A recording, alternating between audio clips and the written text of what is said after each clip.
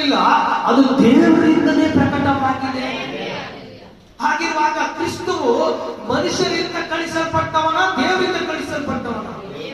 ನೀತಿವಂತನು ಯಾರಂದ್ರೆ ಅದು ಯೇಸು ಕ್ರಿಸ್ತುವು.